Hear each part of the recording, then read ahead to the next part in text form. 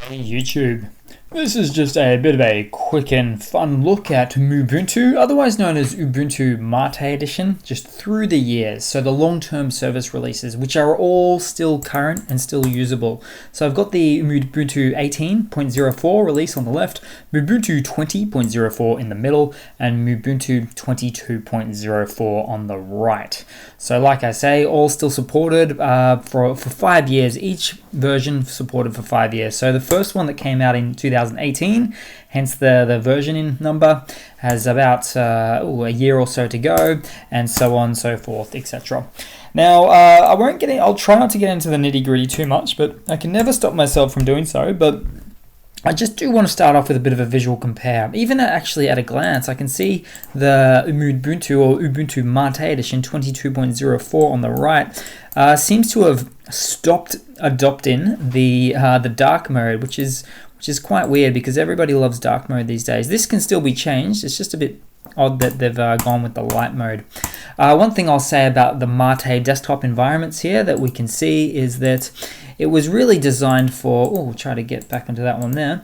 It was really designed to, it was a bit of a fork of Gnome 2 from about 10 years ago. So when they started to bring out something called the Gnome Shell, the more flashier version, a lot of people didn't like it. So a lot of people wanted to stay with this Mate edition. So basically most versions of Linux, in my opinion, from 2005 to 2010, they tended to use this Gnome 2 desktop interface or environment here.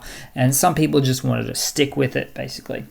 So let's open up a few little things here. So this is all, of course, based on Ubuntu, hence the nameology there, or the nomenclature.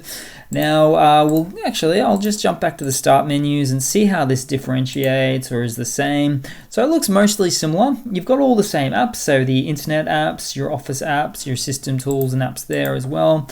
Same sort of stuff for the next release and the next release again. Although I do like, even though it is white mode, it seems to have been modified and modernized the way that it looks here now. A slight change in actually a bit of a good change in the icons. So it just looks a bit more modernized, looks a bit more clearer to read and understand, in my opinion. So they have slightly upgraded the design there of the most recent release. If we were to say go to the file managers and see what's going on, I can already see that there's different icon sets, which is nice because you've got nicer newer icon sets for the new one here on the right, as opposed to the two older ones there. Now with the file manager, they're all using the Kjar file manager. So if we go into these ones, we'll see slight versioning upticks or updates. So 1.20, 1.24, 1.26. That's not very interesting there. It just means that it's a little iterative updates here and there.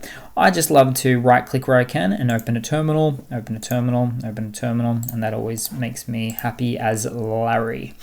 Let's go into the background, as I try to promise I'll never do, but I always end up doing. So let's have a look at the kernel. So we're running on the 5.4 kernel for the oldest release.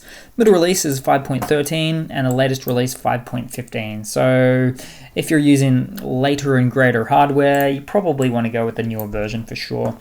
Last but not least, and take this last bit with a grain of salt, is the RAM on boot up. So nothing's really loaded in the background for all three varieties here, except for the operating system itself. And let us have a look at the first one. So Mubuntu 18.04, running at about 420 megabytes of RAM on boot up. Then we've got the 20.04, which is about 520 megabytes of RAM on boot up. And the newest, latest release, bigger kernel, bigger sized apps, all sorts of things, running at 586 megabytes of RAM on boot up. I half expected that to be an additional 100 megabytes as the difference between the first two. But basically, a little bit more RAM on boot up with each successive long-term service release. So I'm going to leave it at that there for now, guys. Thanks for watching. Please leave a comment, subscribe, hit that like button, and I do hope to see all of you guys there in the next one.